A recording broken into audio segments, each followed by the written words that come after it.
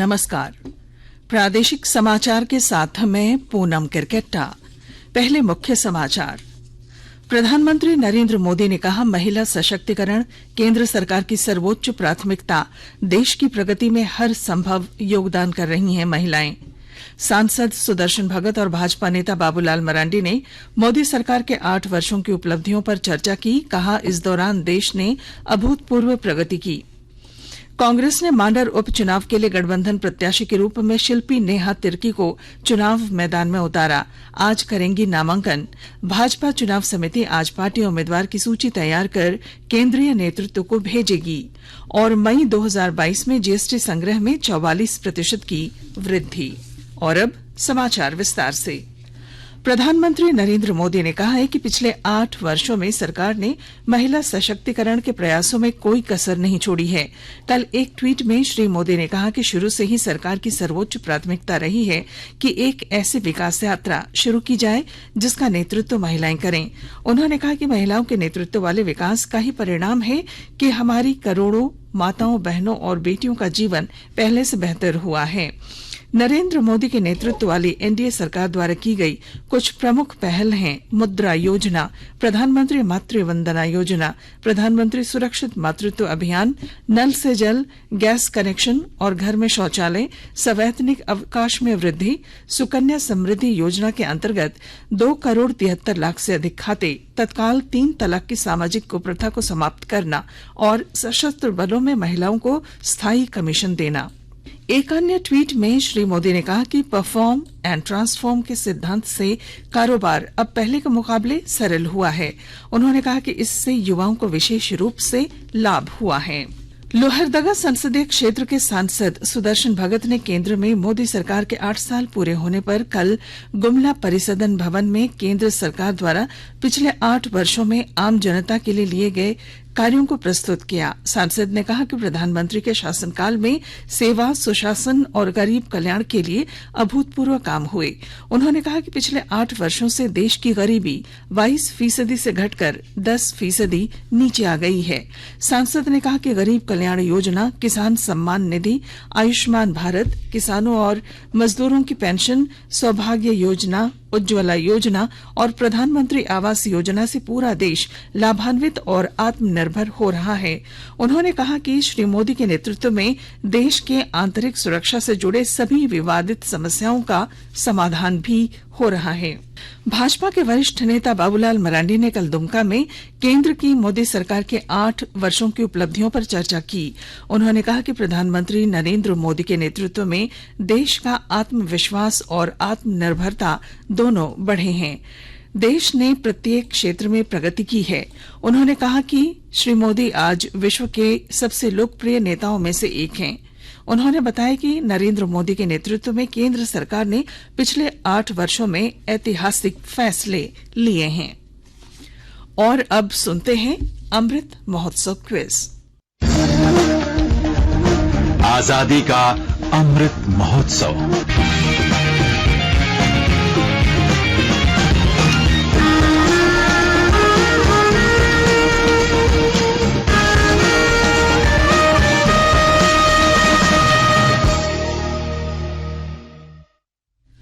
देश के 75वें स्वाधीनता दिवस समारोह के उपलक्ष्य में आजादी का अमृत महोत्सव के अंतर्गत प्रादेशिक समाचार एकांश आकाशवाणी रांची स्वाधीनता संग्राम और उसके गौरवशाली इतिहास पर साप्ताहिक विशेष प्रश्नोत्तरी का आयोजन कर रहा है।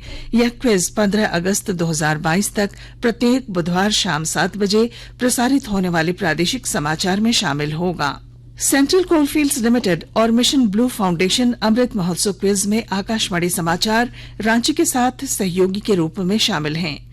कल का प्रश्न था, 13वीं सदी में खुद को झारखंड का शासक घोषित करने वाले राजा का क्या नाम था? श्रोता अपने उत्तर ईमेल rnuairranchi.amrit@gmail.com पर आज शाम 5 बजे तक भेज सकते हैं।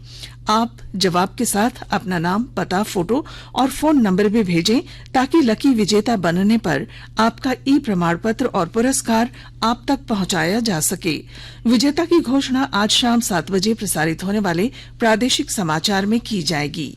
खूंटी जिले में अंतिम चरण में हुए पंचायत चुनाव की मतगणना पूर्ण हो गई है। खूंटी, अड़के और मुरहू प्रखंड में जिला परिषद सदस्य पद के लिए 5, पंचायत समिति सदस्य के 38, मुखिया के 44 और वार्ड सदस्य के 96 पदों के लिए कराए गए चुनाव के बाद मतगणना कृषि बाजार समिति के हॉल में 3 अलग अलग भवनों में मतगणना की गई।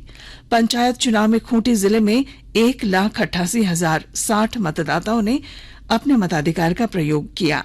अड़की, मुरहू और खूंटी में जिला परिषद सदस्य के 26, पंचायत समिति सदस्य के 108, मुखिया के 252 पदों पर जनप्रतिनिधि निर्वाचित हुए। इधर साहिबगंज जिले के 9 प्रखंडों में हुए पंचायत चुनाव के दूसरे और तीसरे चरण की मतगणना राजकीय पॉलिटेक्निक लोहंडा में तथा मॉडल कॉलेज मुंडली में पूरी कराई गई। झारखंड उच्च न्यायालय के मुख्य न्यायाधीश डॉक्टर रवि रंजन और एसएन प्रसाद की खंडपीठ ने कल मुख्यमंत्री हेमंत सोरेन से जुड़ी शेल कंपनी और खनन पट्टा लीज मामले की सुनवाई की। दोनों पक्षों को सुनने के बाद अदालत ने फैसला सुरक्षित रख लिया है। इस मामले में 3 जून को फैसला आएगा। अदालत ने मुख्यमंत्री हेमंत सोरेन, उनके भाई बसंत सोरेन और उनके करीबियों की शेल कंपनी में निवेश के मामले में याचिका की वैधता पर सुनवाई की। सर्वोच्च न्यायालय के वकील कपिल सिब्बल ने सरकार और सीएम हेमंत सोरेन का पक्ष रखते हुए कहा कि तथ्यों के छिपाने के कारण याचिका खारिज कर देनी चाहिए। बता दें कि पहला मामला हेमंत सोरेन द्वारा अपने नाम पर खदान लीज लेने और दूसरा उनका परिवार और उनके करीबियों द्वारा शेल कंपनियां चलाने से संबंधित है। मुख्यमंत्री हेमंत सोरेन ने अपने नाम से हाईकोर्ट में शपथ पत्र दायर कर कहा कि वे खदान लीज मामले में पहले ही आयोग की नोटिस का सामना कर रहे हैं, इसलिए हाईकोर्ट को निर्वाचन आयोग का फैसला आने तक सुनवाई टाल देनी चाहिए। आकाशवाणी के ताजा तरीन समाचारों के लिए आप हमारी वेबसाइट newsonair.com पर लॉग ऑन कर सकते हैं।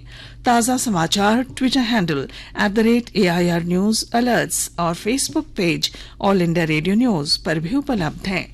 आप प्रादेशिक समाचार एकांश के ट्विटर हैंडल @AIR News _ और फेसबुक, इंस्टाग्राम पेज तथा YouTube channel AIR News Ranchi पर भी हमारे बुलेटिन सुन सकते हैं। प्रादेशिक समाचार आप आकाशवाणी रांची से सुन रहे हैं और अब पेश हैं कोरोना से बचाव के कुछ संदेश। चलो मिलकर एक शुरुआत करें, चलो एक फैसला आज करें, मास्क नहीं तो टोकेंगे, कोरोना को रोकेंगे, चलो एक वादा करते हैं, चलो एक वादा करते हैं, मास्क नहीं तो टोकेंगे, कोरोना को रोकेंगे। भारत सरकार द्वारा जनहित में जारी। कोविड-19 से बचाव और सुरक्षित रहने के 3 उपाय। मास्क लगाएं, 2 गज दूरी है जरूरी, सुरक्षित दूरी रखें, हाथ और मुंह साफ रखें।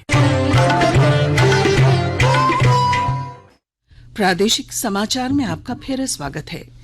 कांग्रेस ने मांडर उपचुनाव के लिए पार्टी प्रत्याशी की घोषणा कर दी है। पार्टी ने पूर्व विधायक बंधु तिर्की की बेटी शिल्पी नेहा तिर्की को टिकट दी है। वे आज अपना नामांकन करेंगी। नामांकन के दौरान मुख्यमंत्री हेमंत सोरेन भी शामिल रहेंगे। इधर प्रदेश भाजपा आज चुनाव समिति की बैठक में प्रत्याशी की सूची तैयार कर केंद्रीय नेतृत्व को भेजेगी।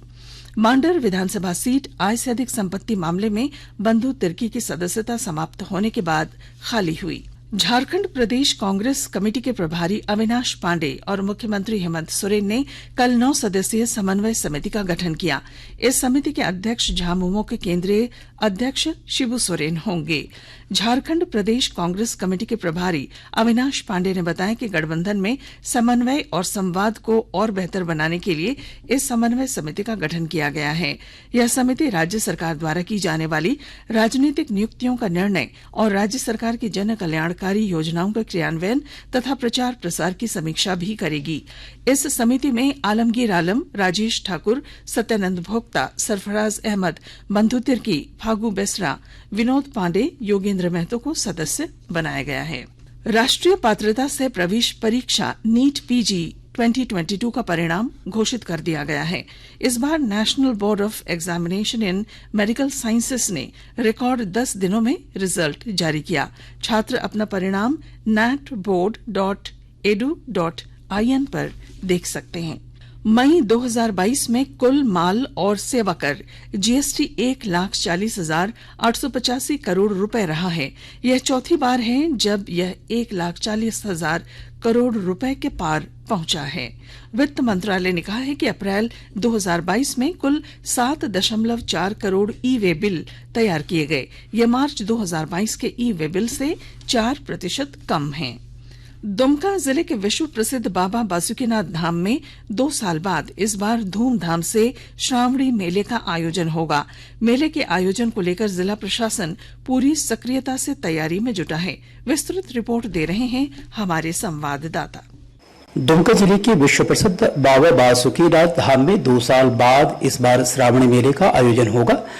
2 साल बाद मेले के आयोजन को लेकर जहां प्रशासन पूरी सक्रियता से तैयारी में जुटा है, वहीं मंदिर से जुड़े पंडों, कारोबारियों, शिव भक्तों और स्थानीय लोगों में खासा उत्साह है। इस बार सावन 14 जुलाई से आरंभ होगा। 13 जुलाई की शाम मेले का उद्घाटन होगा। चूंकि 2 साल बाद मेले का आयोजन हो रहा है, इसलिए जिले के उपायुक्त रविशंकर शुक्ला और प्रमंडलीय आयुक्त दोनों ही इस मेले के आयोजन को लेकर अभी से अधिकारियों के साथ लगातार बैठकें कर रहे हैं। आर.के. नीरद, आकाशवाणी समाचार, दुमका। भ्रष्टाचार निरोधक ब्यूरो एसीबी की टीम ने कल विद्युत आपूर्ति अवर प्रमंडल गढ़वा एसडीओ कार्यालय के ऑपरेटर सन्नी को 2,000 रुपए रिश्वत लेते रंगे हाथों गिरफ्तार कर लिया। गिरफ्तार ऑपरेटर को एसीबी की टीम आगे की कार्रवाई के लिए पलामू स्थित अपने कार्यालय ले गई है। शहरी स्वास्थ्य मिशन गोड्डा ने स्थानीय शहरी प्राथमिक स्वास्थ्य केंद्र रौतारा गोड्डा में झारखंड मातृ शिशु स्वास्थ्य एवं पोषण माह अभियान का शुभारंभ किया। शहरी स्वास्थ्य प्रबंधक जयशंकर ने बच्चों को विटामिन ए की खुराक पिलाकर अभियान की शुरुआत की। उन्होंने कहा कि 60% से अधिक बच्चों में विटामिन ए की कमी का खतरा है, जो बच्चों में बीमारी और मृत्यु दर के आशंकाओं को बढ़ाता है। अभिभावक पहली खुराक के बाद प्रत्येक 6 महीने पर विटामिन ए की खुराक दिलाना न भूलें। गोड्डा सिविल सर्जन मंटू टेकरीवाल ने कहा कि स्वास्थ्य मिशन गोड्डा द्वारा महीने भर कई कार्यक्रम चलाए जाएंगे। इन कार्यक्रमों से नवजात शिशु और गर्भवती महिलाओं के स्वास्थ्य के प्रति जागरूकता बढ़ेगी। देवघर सदर अस्पताल में आउटसोर्सिंग के तहत कार्यरत 42 स्वास्थ्य कर्मियों को काम से हटा दिया गया है, जिसमें 36 एएनएम, 3 लैब टेक्नीशियन और 3 कंप्यूटर ऑपरेटर शामिल हैं। कंप्यूटर ऑपरेटर को हटाने से वैक्सीनेशन की ऑनलाइन प्रक्रिया और वैक्सीनेशन पर भी असर पड़ा है। कोरोना काल के दौरान बहाल कर्मी भी हटाए जाने के बाद बकाये राशि की मांग को लेकर सीएस कार्यालय पहुंचे। एएनएम ने भी 4 महीने का बकाया मानदेय का भुगतान करने की मांग की है। भारतीय हॉकी टीम ने एशिया कप का कांस्य पदक जीत लिया है। जकार्ता में तीसरे स्थान के लिए खेले गए मुकाबले में भारत ने जापान को 1-0 से हराया। मैच के 7वें मिनट में राजकुमार पॉल ने फील्ड गोल किया। फाइनल में दक्षिण कोरिया ने मलेशिया को 2-1 से हराकर खिताब पर कब्जा जमाया। और अब अंत में अखबारों की सुर्खियां। राज्य से प्रकाशित होने वाले लगभग सभी अखबारों ने शेल कंपनियों में निवेश मामले में याचिका की वैधता पर फैसला कल आने की खबर को प्रमुखता से प्रकाशित किया है।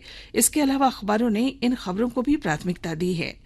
प्रभात खबर ने सोनिया गांधी और राहुल गांधी को प्रवर्तन निदेशालय द्वारा तलब किए जाने की खबर को पहले पन्ने पर प्रकाशित किया है।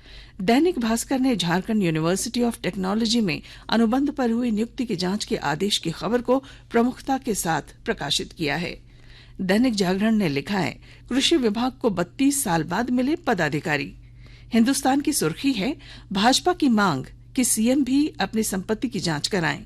द टाइम्स ऑफ इंडिया और हिंदुस्तान टाइम्स ने पिछले महीने जीएसटी संग्रह 44% अधिक होने की खबर को पहले पन्ने पर जगह दी है। और अब बुलेटिन का आखिर में मुख्य समाचार एक बार फिर। प्रधानमंत्री नरेंद्र मोदी ने कहा, महिला सशक्तिकरण केंद्र सरकार की सर्वोच्च प्राथमिकता। देश की प्रगति में हर संभव योगदान कर रही हैं महिलाएं। सांसद सुदर्शन भगत और भाजपा नेता बाबूलाल मरांडी ने मोदी सरकार के 8 वर्षों की उपलब्धियों पर चर्चा की। कहा, इस दौरान देश ने अभूतपूर्व प्रगति की। कांग्रेस ने मांडर उपचुनाव के लिए गठबंधन प्रत्याशी के रूप में शिल्पी नेहा तिर्की को चुनाव मैदान में उतारा। आज करेंगी नामांकन। भाजपा चुनाव समिति आज पार्टी उम्मीदवार की सूची तैयार कर केंद्रीय नेतृत्व को भेजेगी। और मई 2022 में जीएसटी संग्रह में 44% की हुई वृद्धि। और इसके साथ ही आकाशवाणी रांची से प्रादेशिक समाचार का ये बुलेटिन समाप्त हुआ। नमस्कार।